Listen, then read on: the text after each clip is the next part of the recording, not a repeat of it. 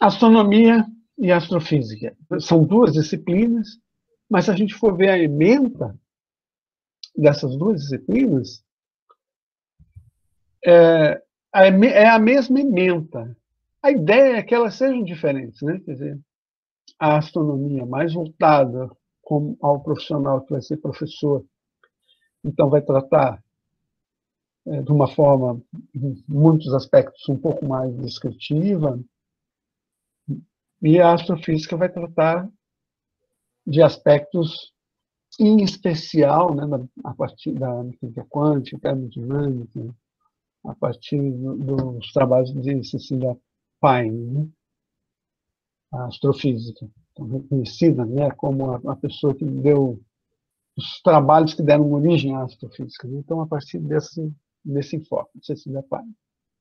Mas a gente vai justamente tentar trabalhar os dois aspectos juntos, né, trazendo o conteúdo dessas duas especificidades. Né? Então, o que é a astronomia? Na antiguidade, o nome da ciência era astrologia. Astro é todo ponto brilhante no céu. Então, astro é um planeta, astro é uma estrela, uma galáxia, desde que seja visto a olho nu, do ponto de vista dos gregos antigos, dos povos na antiguidade, na pré-história, é um astro.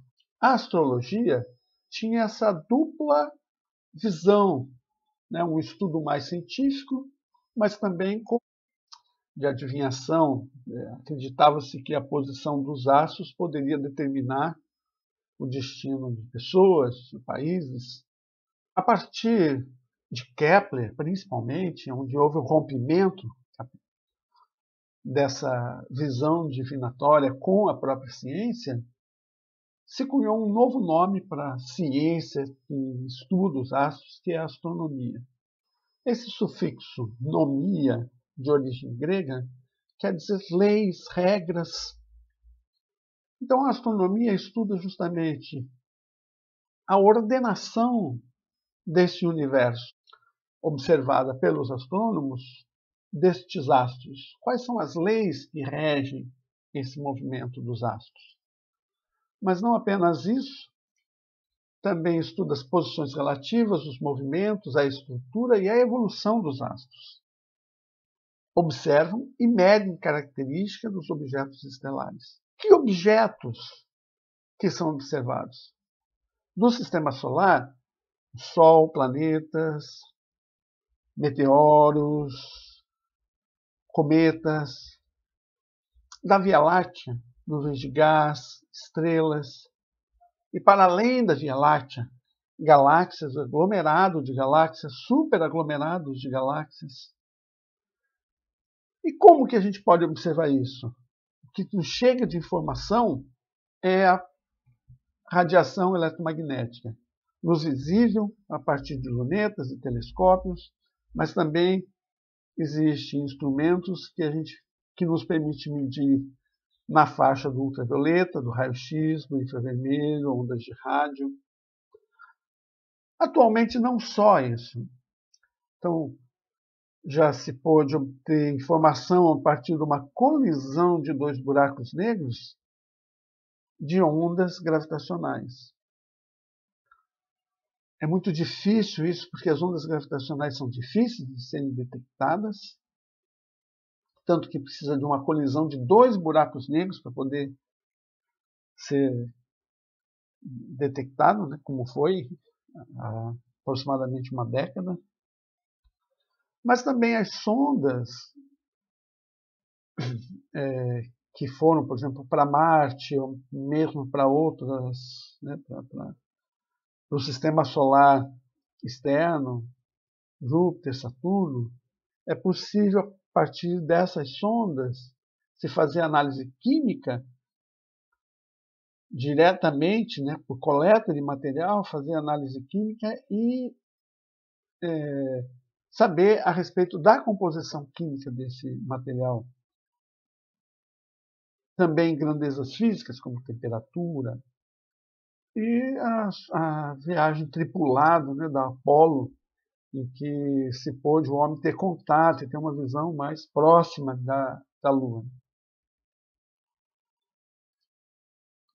Quem inventou a astronomia?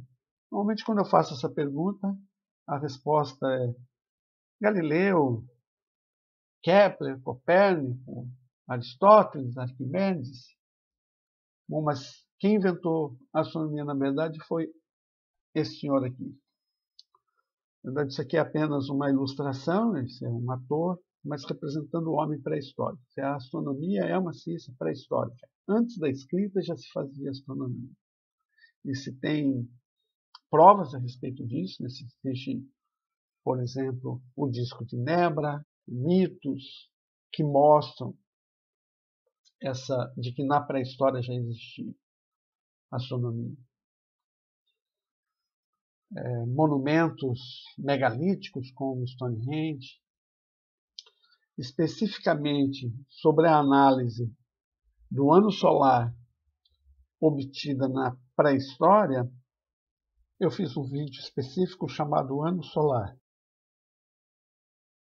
Prestem atenção principalmente no conceito de nascimento ilíaco. Bom, então com relação a esse vídeo, né, eu gostaria de apontar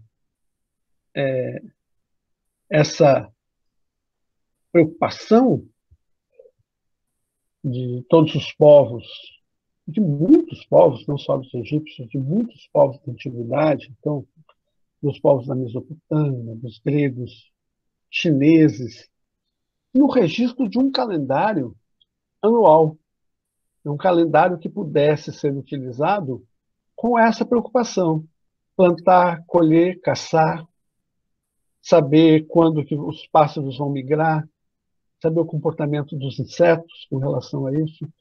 Então, a possibilidade de você ter um calendário preciso e poder, então, se guiar com isso, favoreceu a fixação do homem. Sem um calendário, o homem teria tido maior dificuldade de deixar de ser nômade. O homem, eu digo, a espécie humana, teria maior dificuldade de deixar de ser nômade. Então, o calendário é muito importante para regular as atividades que a sociedade faz. E não é suficiente um calendário apenas observando a natureza. Não existe precisão nesse calendário. Então, é muito melhor você ter um calendário com dados astronômicos e, em especial, né, o ano, o período do ano, ele é fundamental. E essa observação se dá de que forma? Né? Então, você consegue observar que quando que tem um ciclo, Áries, a constelação de Áries, nasce junto com o Sol, dali 365 dias, a constelação de Áries nasce novamente junto com o Sol, e as 4 estações passaram na Terra. Então, esse ciclo de coincidência do Sol nas constelações no céu, né, no fundo do céu, as constelações, e o Sol está nessas constelações zodiacais. Ter um ciclo, ter um período de um ano, 365 dias, e depois, passados 365 dias, volta a ter o Sol no mesmo lugar e a Terra se comportando, o clima na Terra, as condições da Terra se comportando dentro desse ciclo, isso deu um avanço tecnológico fundamental importante. Então, outra coisa que eu gostaria de salientar, em especial do mito egípcio, é essa quase coincidência do número de dias ser igual a 360 graus. Então, na antiguidade, veja, o primeiro calendário fazia uma coincidência. Número de dias igual ao número de graus. E o que a gente observa? A gente observa que o Sol, se a gente for observar o Sol dia após dia, ele avança nas constelações praticamente 1 grau a cada dia. Então, depois de um mês ele avançou 30 graus, depois de 2 meses 60 graus. Então, é uma forma de eu marcar no céu é marcar esses 30 graus para cada mês. Aproximadamente o mês, 30 dias, né? Então eu marco 30 graus para cada mês de 30 dias. Então, um mês, esses 30 graus no céu, essas mudanças das constelações, elas têm a ver com o calendário lunar, né? Com os períodos marcados a partir da Lua. Existe uma busca de adequar os dois calendários, o calendário lunar e o calendário solar, né? Tiverem perguntas do vídeo, do que eu falei até agora? Eu tenho, professor. Quem tá falando? Sobre duas coisas. Como é que eles marcavam hora naqueles tempos? Como é que eles sabiam, Olha, tipo, que o Sol estava exatamente a tal posição meio-dia? bom, aí é um pouquinho diferente. Eu acho que é mais difícil a gente pensar como é que marca a hora e é mais fácil a gente pensar como que é o meio-dia, porque o meio-dia é um conceito, não necessariamente hora. Se eu colocar uma vareta no chão e acompanhar a sombra dessa vareta, tá? Eu vou achar o meio-dia, porque a sombra ela vai ser máxima ao meio-dia, tá? Então eu posso observar todos os Máxima ou dias. mínima, você fala? Ah, Máxima ou mínima? desculpe, A tem sombra. razão. A sombra é Ah, mínima, tá. a altura do Sol é que é máxima. Eu Ah, tá. peguei a altura, o conceito de altura máxima. Uhum. A sombra vai ser mínima, isso. Entendi. É o momento, o meio-dia é o momento que o Sol está mais alto. Então, mesmo não tendo o conceito de hora ainda, já tem o conceito de altura máxima do Sol. E esse é um conceito importante para a gente que mora em Cuiabá, então, né? É um conceito importante, porque é fácil, é perceptível as diferenças da insolação, da quantidade de energia que chega e também, e portanto, do conforto térmico, com relação aos horários. Então, isso daí se observa, né, com o acompanhamento da sombra. Uma coisa que a gente precisa entender também com relação ao homem pré-histórico é que o homem pré-histórico ele tinha uma observação, eu acho que muito mais do que nós hoje, né? Que estamos envolvidos com tantas coisas. A observação dele da natureza, o conhecimento que o homem pré-histórico tinha da natureza é fantástico. Tudo que a gente come foi ele que descobriu que pode comer, tudo que a gente bebe, tudo que a gente, né? Os animais que são peçonhentos, etc. Eu acho que a maioria do conhecimento prático disso que a gente vem do homem pré-histórico, para a gente ter uma ideia, né? Falo do homem pré-histórico, mas também, por exemplo, dos povos tradicionais do Brasil aqui, né? Nós temos aqui, sei lá, talvez 5 tipos de mandioca catalogados pela ciência, né? Os índios, eles registram provavelmente em torno de 20, 25 tipos de mandioca. Então, para ele, essa descrição da mandioca é muito importante. Aí vieram povos para cá, conheceram a mandioca, desenvolveram. Aí, alguns tempos, no século passado, veio um grupo de, acho que ingleses, ou americanos, não sei, viram os índios comendo mandioca, foram fazendo farinha, foram lá, fizeram farinha, comeram e morreram. Né? Assim, tem registro recente desse tipo de prática. De como esses povos que estão ligados à natureza, eles têm um conhecimento na natureza. Né? Não são ingênuos com relação à natureza nesse sentido. Né? Eles têm uma observação da natureza. E essa observação do que era o meio-dia, porque é um dado importante, né, o horário do meio-dia, dessa mudança, de uma ascensão das condições, do aquecimento, etc., depois de uma diminuição da insolação, etc., isso é distinto, tem registro disso. Essa vareta no chão, na Grécia era chamado de gnomo, não é o gnomo mitológico. O gnomo é uma vareta no chão. Isso que vai dar origem ao relógio solar, é um relógio solar Sim. rudimentar. Né? Eu achei que já era. Uhum.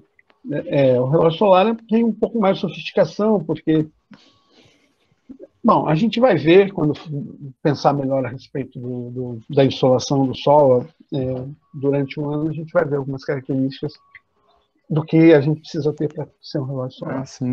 Minha outra pergunta era sobre o nascimento ilíaco, tipo, como que eles conseguiam ver as constelações aparecendo junto com o Sol? Olhando assim com o Sol, né? Assim, isso. É que a constelação, de modo geral, ela tem uma área no céu, ou um ângulo, né, divisado, um ângulo sólido, para você olhar, que é um pouquinho maior do que o disco solar. Né? Então, o que acontece? Você vê a constelação nascendo antes do Sol, ou uma parte dela. Né? Ou você vê a constelação se pondo depois do Sol. Então, você sabe que o Sol está naquela constelação, porque, na verdade, no nascer e no pôr do Sol, por isso no nascer do Sol em especial, que eles marcavam isso, você vê uma parte da constelação nascendo, e aí o Sol nasce. Aí, então, você consegue, inclusive, medir isso no dia a dia, esse 1 grau.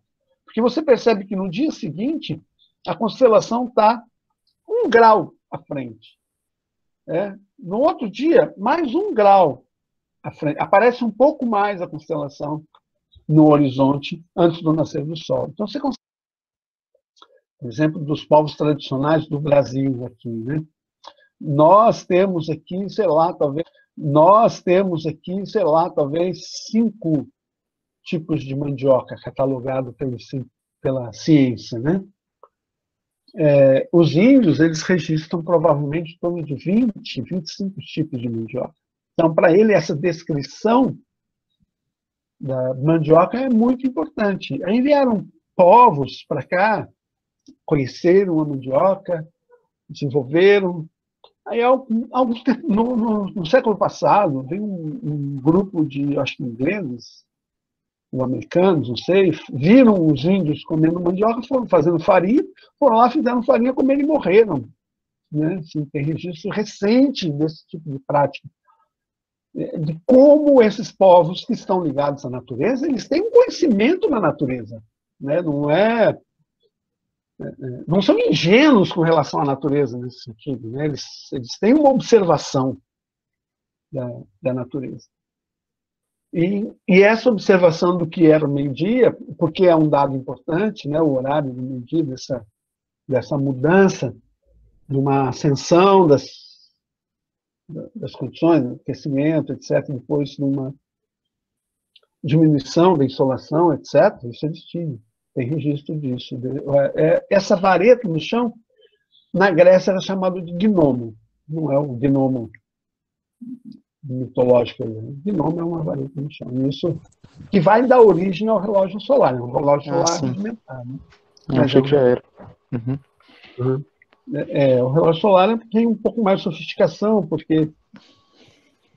Bom, a gente vai ver, quando pensar melhor a respeito da insolação do Sol, durante um ano a gente vai ver algumas características do que a gente precisa ter para ser um relógio solar. Ah, sim. Minha outra pergunta era sobre o nascimento ilíaco, tipo, como que eles conseguiam ver as constelações aparecendo junto com o Sol? Olhando assim com o Sol, né? Assim, isso. É que a constelação, de modo geral, ela tem uma área no céu, ou um ângulo, né, divisado, um ângulo sólido, para você olhar, que é um pouquinho maior do que o disco solar. Né? Então, o que acontece? Você vê a constelação nascendo antes do Sol, ou uma parte dela. Né? Ou você vê a constelação se pondo depois do Sol. Então, você sabe que o Sol está naquela constelação, porque, na verdade, no nascer e no pôr do Sol, por isso, quando pensar melhor a respeito da insolação do Sol, durante um ano a gente vai ver algumas características do que a gente precisa ter para ser um relógio solar. Ah, sim. Minha outra pergunta era sobre o nascimento ilíaco, tipo, como que eles conseguiam ver as constelações aparecendo junto com o Sol? Olhando assim com o Sol, né? Assim, isso. É que a constelação, de modo geral, ela tem uma área no céu, ou um ângulo, né, divisado, um ângulo sólido, para você olhar, que é um pouquinho maior do que o disco solar. Né? Então, o que acontece? Você vê a constelação nascendo antes do Sol, ou uma parte dela. Né? Ou você vê a constelação se pondo depois do Sol. Então, você sabe que o Sol está naquela constelação, Porque, na verdade, no nascer e no pôr do sol, por isso no nascer do sol em especial, que eles marcavam isso, você vê uma parte da constelação nascendo, e aí o sol nasce. Aí, então, você consegue, inclusive, medir isso no dia a dia, esse 1 grau. Porque você percebe que no dia seguinte, a constelação está 1 grau à frente. No outro dia, mais 1 grau à frente. Aparece um pouco mais a constelação no horizonte antes do nascer do sol. Então, você consegue, inclusive, medir a partir das estrelas. Né? Você faz 1 grau a partir dos dedos, com o braço esticado.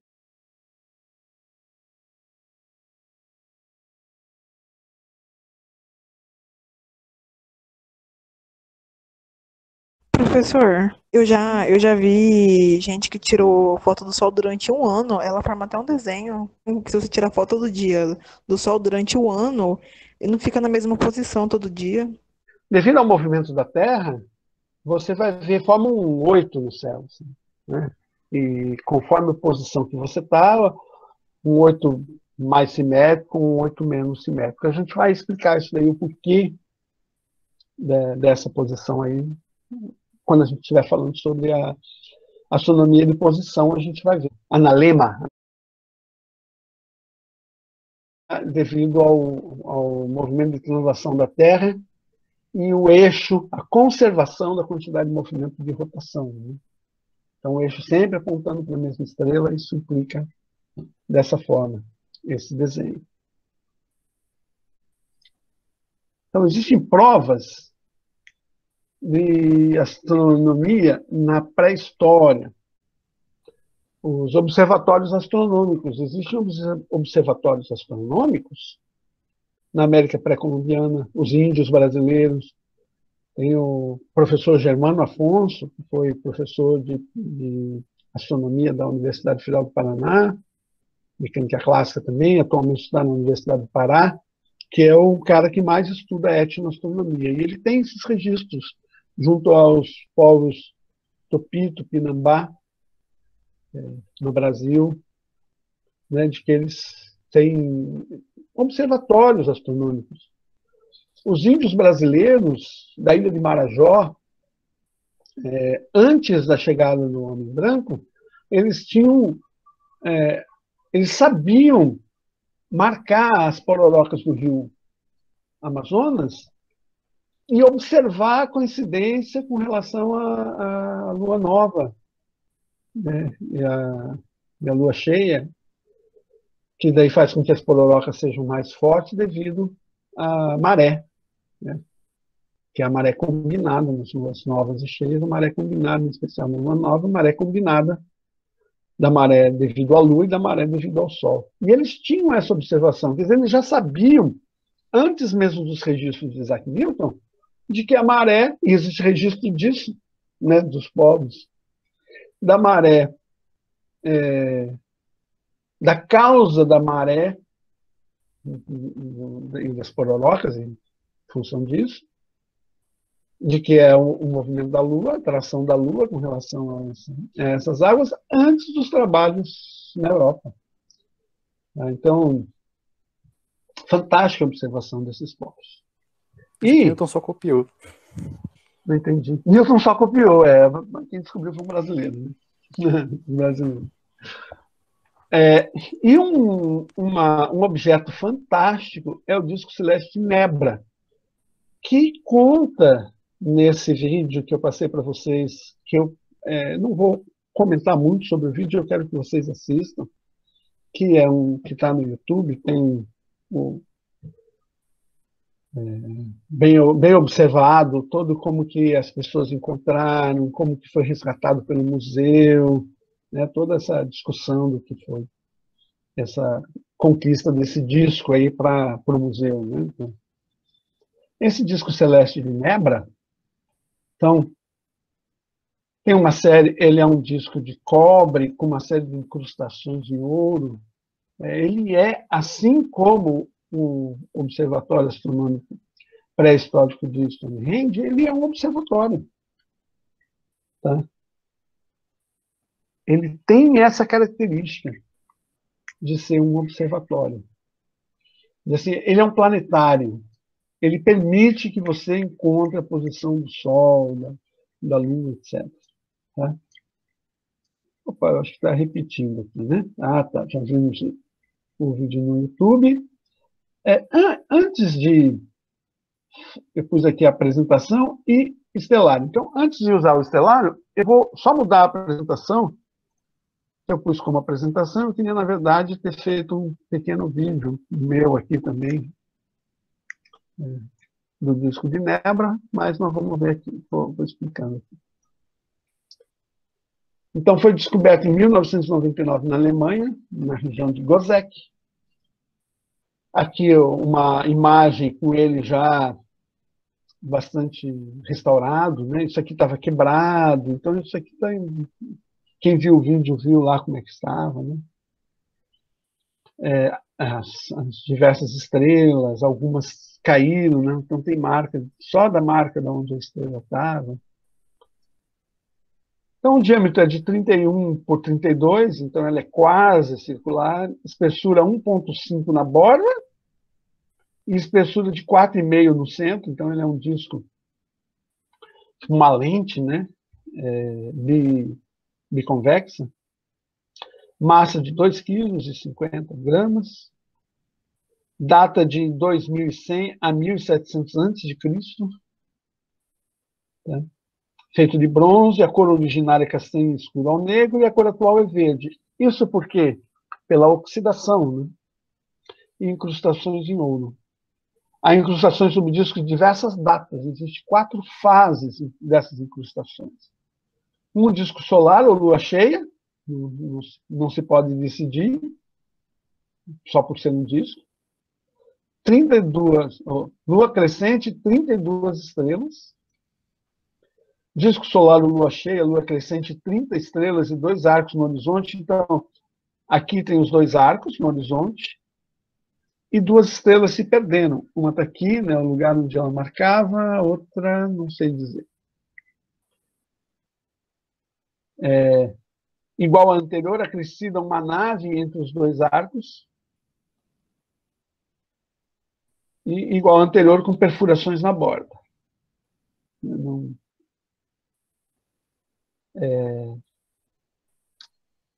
Pelo que eu sei dos estudos, tá, se reconhece bem as Pleiades, se reconhece bem se é o Sol, se é a Lua, ou o que é isso aqui. Vamos já falar sobre isso. Essas 3 estrelas, algumas constelações aqui da Lua, desses arcos, se entende bem a respeito desses arcos, e também da nave aqui. As perfurações na borda, não sei se alguém sabe o porquê dessas perfurações. Elas têm uma simetria de perfuração, né? Ela deve ter uma razão para essa perfuração, mas não se sabe exatamente. Bom, então aqui as Pleiades, né? É uma constelação muito importante, as Pleiades. Fala, mas como assim? As Pleiades não é um aglomerado que está dentro da constelação de Touro? Sim. E eu posso dizer que é uma constelação? Sim. Posso dizer que é uma constelação também. É uma constelação dentro de uma constelação. É um aglomerado.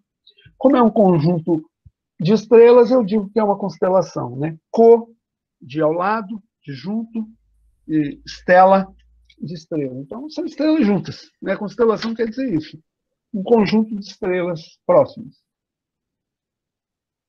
Então, aqui as Pleiades. As Pleiades têm várias características interessantes na sua marcação. Então, quando ela nasce, o nascimento ilíaco, né, de Touro, das Pleiades, era na época em que elas receberam esses nomes. Então, na Grécia Antiga era a época de chuva.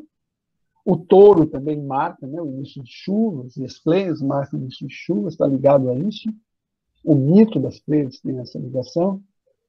E em diversos assim, locais do planeta Terra, também no Brasil, faz-se referência a 7 estrelas. Tá? Então, por exemplo, entre os índios Bacairi, eles chamam de 7 estrelas as Pleiades. Também no Nordeste brasileiro. Eu pesquisei sobre isso, não encontrei a solução, se houve um transbordamento desse conceito dos nordestinos, né, do Nordeste brasileiro para os Bacairi ou dos Bacairi para os nordestinos. Professor, não são elas que são conhecidas como as Sete Marias? Não conheço. Sete Marias. Pode ser. Né? Pode ser, sim. Tem isso. Eu conheço as Três Marias. Sete Marias, olha, assim, vagamente, me parece que eu já ouvi, mas se você tiver, inclusive, algum dado sobre isso, fácil, né? Não vou querer que você tenha muito trabalho com relação a isso. Se tiver, passa para mim, que eu acho muito interessante isso. Eu vou explicar já por quê. Vou dar uma procurada e eu falo com o senhor. Ah, legal. Pode até daí apresentar aqui, se tiver. Então, veja só, aqui tem 7 estrelas, mas tem uma coisa muito curiosa que é o seguinte, as perfurações na borda, não sei se alguém sabe o porquê dessas perfurações. Elas têm uma simetria de perfuração, né? Ela deve ter uma razão para essa perfuração, mas não se sabe exatamente. Bom, então aqui as Pleiades. Então aqui as Pleiades. As Pleiades têm várias características interessantes na sua marcação. Então, quando ela nasce, o nascimento ilíaco, né, de Touro e das Pleiades, era na época em que elas receberam esses nomes, então na Grécia Antiga era a época de chuva. O touro também marca, né, o início de chuvas, e as Pleiades marcam o início de chuvas, está ligado a isso. O mito das Pleiades tem essa ligação. E em diversos assim, locais do planeta Terra, também no Brasil, faz-se referência a 7 estrelas. Tá? Então, por exemplo, entre os índios Bacairi, eles chamam de 7 estrelas as Pleiades. Também no Nordeste brasileiro. Eu pesquisei sobre isso, não encontrei a solução, se houve um transbordamento desse conceito dos nordestinos, né, no Nordeste brasileiro, para os Bacairi ou dos Bacairi para os nordestinos. Professor, não são elas que são conhecidas como as Sete Marias? Não conheço. Sete Marias. Pode ser. Né? Pode ser, sim. Tem isso. Eu conheço as Três Marias. Sete Marias, olha, assim, vagamente, me parece que eu já ouvi, mas se você tiver, inclusive, algum dado sobre isso, fácil, né? Não vou querer que você tenha muito trabalho com relação a isso. Se tiver, passa para mim, que eu acho muito interessante isso. Eu vou explicar já por quê. Vou dar uma procurada e eu falo com o senhor. Ah, legal. Pode até daí apresentar aqui, se tiver. Então, veja só, aqui tem 7 estrelas, mas tem uma coisa muito curiosa que é o seguinte, a maioria de nós não consegue ver 7 estrelas, consegue ver 6 estrelas. Existe uma dessas 7 estrelas que está no limite da observação.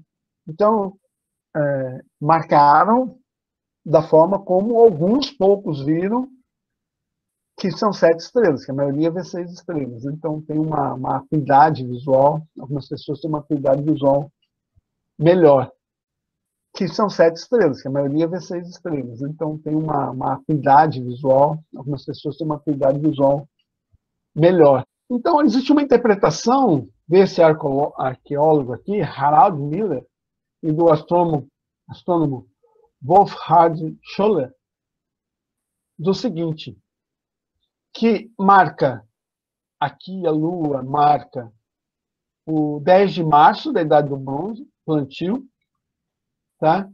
E marca também aqui, nessa parte de cá, marca o dia 10 de outubro da Idade do Bronze, que é colheita.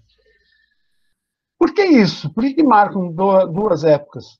Esse arco aqui fala alguma coisa sobre isso. Então, o que se observou lá na região de Gozek, de que se você ficar no centro colocar, vamos dizer assim, você coloca o disco e observa como se você estivesse, então, ao centro, né, desse disco. E no início, tá, o dia mais assim, que o Sol estaria mais ao sul, você coloca, né, a sua visada com relação, passando pelo centro, então, com relação a esse lado do arco aqui. E o dia que o Sol está na outra ponta, nascendo na outra ponta, né, que o Sol estaria mais ao norte, sempre no lado leste, mas mais ao norte, você vai observar o nascimento do Sol, ele vai estar exatamente nessa ponta aqui. Isso dá 80 graus, né, a partir do centro, isso aqui vai dar 80 graus, e a partir desses 80 graus eles marcaram que realmente o lugar onde foi encontrado, próximo da região onde foi encontrado, tem esse comportamento, né? Esse arco aqui, então, mostra, arco leste que sobreviveu, aqui tem o arco oeste, marca essa visada. Então, isso aqui está ajustado para ser um observatório, né, marcar o nascimento do Sol, tanto nos solstícios, né, que o Sol vai estar mais ao sul do solstício de verão do hemisfério sul, e mais ao norte no solstício de verão do hemisfério norte. Então, ele marca os dois solstícios, esse disco aqui, disco celeste de Nebra. Olhem o vídeo que ele vai falar sobre isso. Outra informação muito interessante com relação a isso é de que eles observaram que é bem provável que no ano 1699 a.C., no dia 16 de abril, houve um eclipse solar e que, aqui é 80, não é 80 graus, 82 graus. Né? Regrediram, fizeram um soft regredir e olharam aqui que tinha um eclipse solar e viram, então, que tinha Vênus, Marte, Mercúrio nessa região, algumas constelações não são desse momento, não é exatamente próximo também, as constelações, tem uma marcação que eles analisaram e encontraram as constelações e viram um céu marcado nesse dia, né? Conseguiram regredir e encontrar o dia em que esse disco retrata. Tá? Vamos pegar o estelário e vamos lá, nesse dia, observar. Assim como esse item descreve Pleiades naquela época não. A constelação Pleiades, tem algum que descreve a Cruzeiro do Sul? As constelações do hemisfério sul, elas foram ter registro com Halley. É Halley que empreendeu uma viagem para o hemisfério sul e fez os mapas, né, das constelações do Cruzeiro do Sul. O Cruzeiro do Sul, ele marca as viagens dos navegadores portugueses, espanhóis, italianos, em especial os navegadores portugueses. Na vela, inclusive, tem a cruz, né? E o Cruzeiro do Sul, apontava para o Cruzeiro do Sul o navio, vir para o sul, e foram as grandes navegações que marcaram o Cruzeiro do Sul, porque eram cristãos, né? Em especial. Sim. As nações que vieram para cá. Então, tem outros locais que não, outras constelações que outros povos que nomeiam de forma diferente, né? Sim. Então, como o Cruzeiro do Sul foi nessa época das navegações em que foi marcado como um cruzeiro, tá? O Cruzeiro do Sul, oficialmente, né, pelos navegadores. Cada estelar, inclusive, tem um bom trabalho com relação a isso, que mostra as constelações. Se a gente quiser, a gente tem as constelações de outros povos. Tem um monte de povos que eles marcam aqui. Tá? Mas esse é um tema muito interessante. O que se tem na pré-história a respeito, por exemplo, dessas constelações na pré-história e nos povos tradicionais, que não é pré-história sob esse ponto de vista, né? Não se fala muito em pré-história nesse sentido. Os povos tradicionais. Vou pegar aqui, então, em primeiro lugar, a data e o local. Vou ter que ver aqui no meu celular, tá? Para passar para vocês Vou ver no meu celular. Não, eu tenho aqui no e-mail. Bom.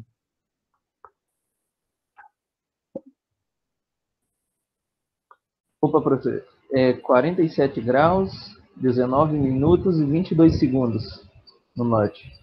47 graus, 19 minutos e 22 segundos. 22. Exagero.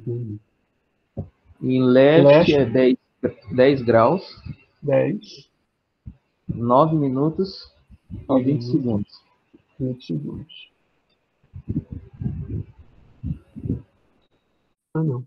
Não. Fechar antes que eu mude. Tá. E agora a janela de data-hora. Tá? Então nós vamos 0. Aqui tem um truque aí, senão eu não consegui fazer isso aqui, senão vou colocar 0, 0, 0. Tá? Aí ele põe -1. Agora aqui sim eu posso ir para... Qual que é a data? É 16 de abril de 1699. Menos, né? Isso. Menos 1699. Abril. Então, Abril. 4.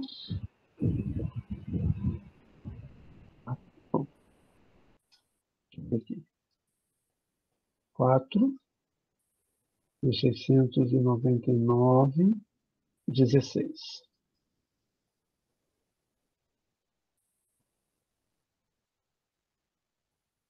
Ok.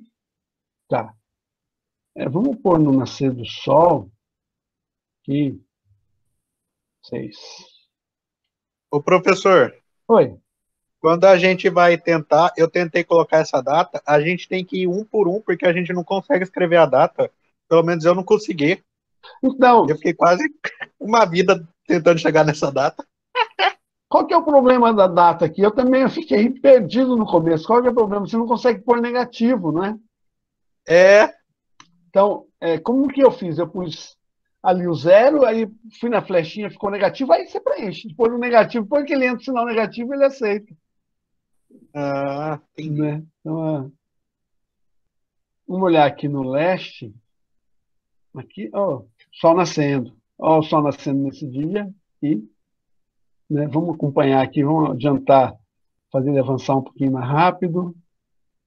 Acompanhar um pouquinho aqui o sol.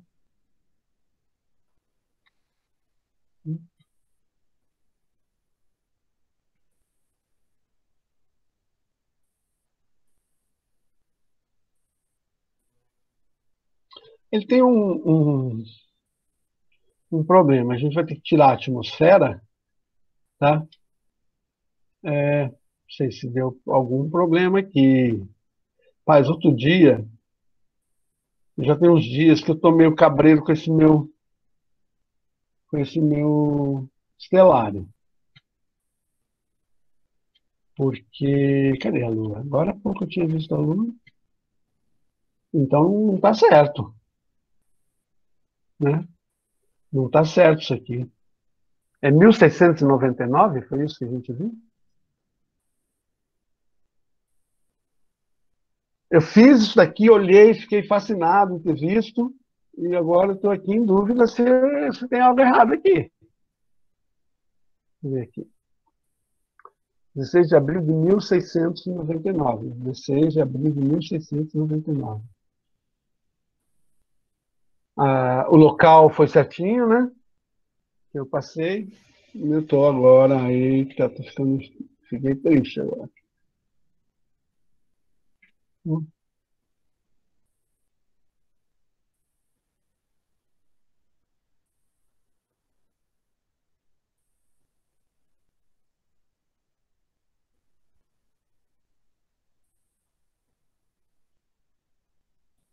Eu não sei se tem um... Alguém fez? Alguém observou? O que eu falei para colocar isso no estelário? Alguém conseguiu ver? Cadê? Professor, o prédio não tá ali no canto Oi? ali, ó?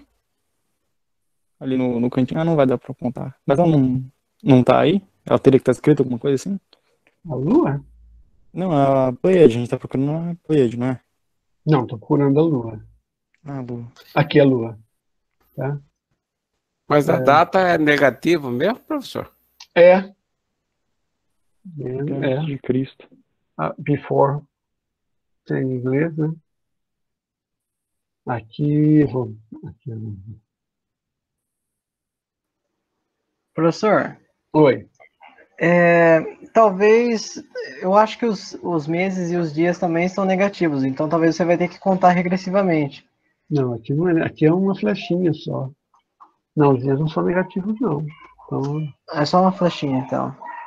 Ah, sim. deixa eu ver se tem aqui. Deixa eu fazer assim, né? Tá, ó. 1699. Vou pôr 0 aqui.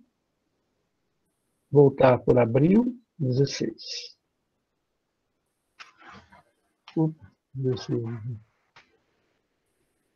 Que é isso? Planejei tanto isso aqui e agora vai me dar esse cano? Não.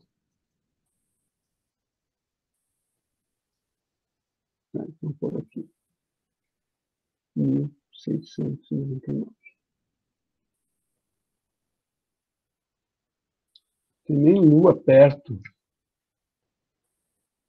Abril. Eu, a princípio, vasculhei um pouco isso aqui, esses dias, quando eu fui olhar, e eu pensei, talvez tenha um registro, não, que é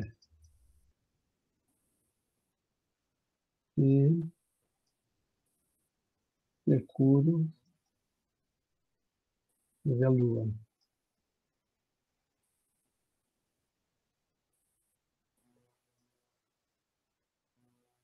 Estelar, isso me deu um cano agora. Professor, esse foi um eclipse solar? Aham. Tá. Eu vou ver se eu consulto o catálogo de eclipses para ver se a gente vai estar colocando algum dia errado, algo assim. Tá. Eu vou... Bom, tem um tempo ainda. Eu vou fazer o seguinte, eu vou fechar ele. Vou fechar. Será que eu coloquei... Não, no local não tem influência nenhuma. Né? Tá. Fechar. Vou fazer o seguinte. Você baixou o Estelar e você olhou, Dana?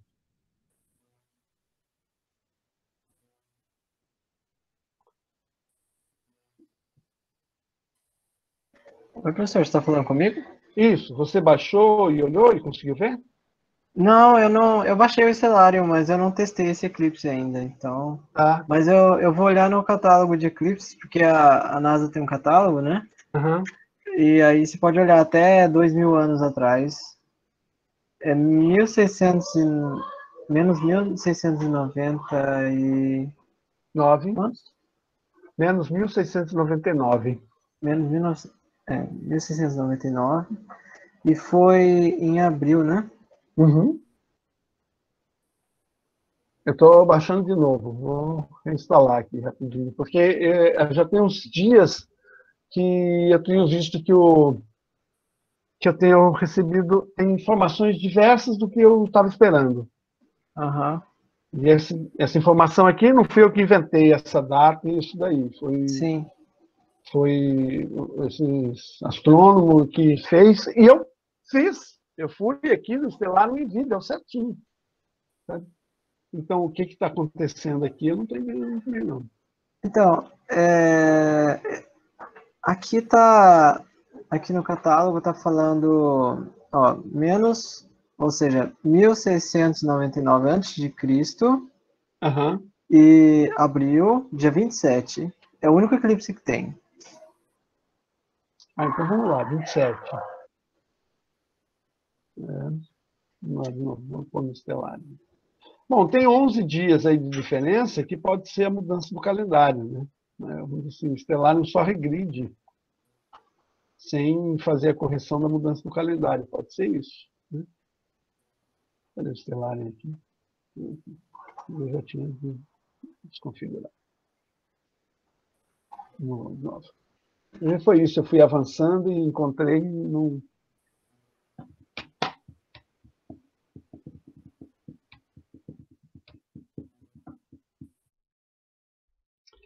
Abre agora a janela de data e hora, põe para o negativo. Agora, sendo negativo, dá para colocar 1698. É abril, dia 16. Vou pegar de manhã, às 8 da manhã. Vamos avançar. Folhear, né? Vamos tirar aqui a atmosfera. Para ver onde que está a Lua.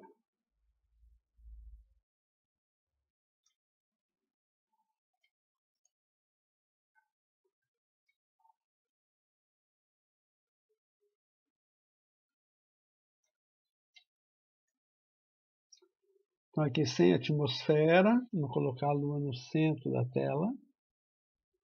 E vamos fazer avançar o tempo. Ok? E aqui, então, a gente tem um eclipse. Pode ser que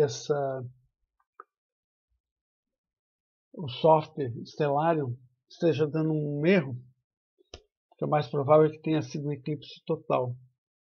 Então, essa pequena defasagem, veja, nós regredimos, temos 3.718 anos, então é bem provável que o Stellarium não esteja dando exatamente um eclipse total aqui em função disso. Né? Em função disso. Veja que também o Stellarium ele não consegue colocar os dois objetos com discos semelhantes, né? Quando eu estou um pouco mais distante. Mas dá para ver aqui as Pleiades, ok? E aqui Vênus, Marte, Mercúrio.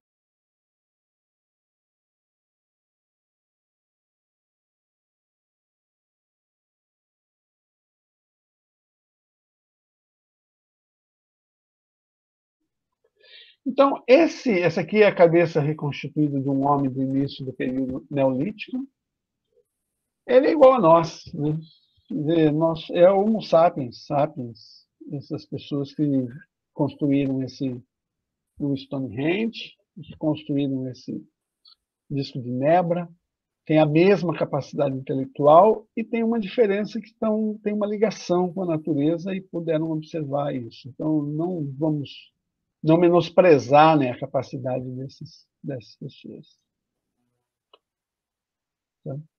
Então, há uma concordância do movimento do Sol com relação às estrelas fixas, com as mudanças sazonais do clima. Então, existem diferentes insolações, o clima é isso. Né? Cada local, você tem uma quantidade de luz que chega na Terra, do Sol, diferentes insolações. Lugares diferentes, insolações diferentes, tá? E épocas do ano diferentes, insolações diferentes. Isso permite, então, você ter épocas diferentes para caçar, pescar, seja lá qual for o povo. Tá? Então, mesmo lugar, estações diferentes. O nome disso é sazonalidade. Né? Sazon significa tempo propício. Então, tempo propício em cada estação. Então, como se explicam as coincidências das posições aparentes dos astros com o que acontece na Terra? E essa aqui, então, é a história, né, dessa busca do ser humano para olhar. Então, esse aqui, esse planetário Flammarion, é um quadro em que assim, o sábio aqui, né, representado por essa pessoa, tentando ir além das estrelas fixas, que era a esfera das estrelas fixas de Aristóteles, tentando observar para além do que a igreja dizia, para além do que sempre as pessoas dizem. O sábio faz isso, né, que é olhar além do que se tem. E é uma discussão muito interessante, desde a antiguidade até o início da Idade Moderna, das forças que regem o mundo e quem que é o centro do universo, se é a Terra, se é o Sol. Uma discussão muito rica, que rendeu modelos muito, muito interessantes, muito importantes, né? É uma discussão completamente diferente da que se faz hoje. Então, a gente não pode dizer, né, que o almagesto, né, na antiguidade, que os sábios na antiguidade não eram sábios, porque acreditavam que a Terra estava no centro. Isso a gente não pode dizer, porque tinha um cálculo, tinha uma observação, né, muito importante, né, do Ptolomeu, o Almagesto de Ptolomeu. Ptolomeu era um gênio, era um mestre, né, tanto que o Almagesto significa isso, era a obra do mestre. Era um gênio que conseguiu construir um modelo de mundo colocando a Terra ao centro, mas que dava respostas às observações. Conseguia, como se dizia na ciência antiga, salvar as aparências, fazer com que o seu modelo incluísse os fenômenos, né? Tivesse uma resposta correta dos fenômenos. Não tem nem comparação com as ideias, né? Quando algumas pessoas que hoje, em alguns movimentos terraplanistas, não tem relação, tá? Só deixar isso claro, não existe relação do obscurantismo, quando você já sabe alguma coisa e algumas pessoas insistem em não acreditar, com o desenvolvimento, né, ideias provisórias, ideias que dão soluções em um determinado momento, que depois vão sendo substituídas por outras, né? Essas revoluções científicas é diferente de movimentos obscurantistas, né? E esta pergunta de que como que há essa coincidência do céu, olhar o céu, a insolação e as estrelas, como que a gente pode responder? A insolação e as estrelas, como que a gente pode responder a essa pergunta, né? É importante olhar o material que eu indiquei, tem uma parte do cosmos, para a gente ver a respeito disso, tem uma parte do cosmos, do Erastótenes e também do Kepler, né, para vocês olharem. E eu vou colocar esse material à disposição, que foi a aula de hoje,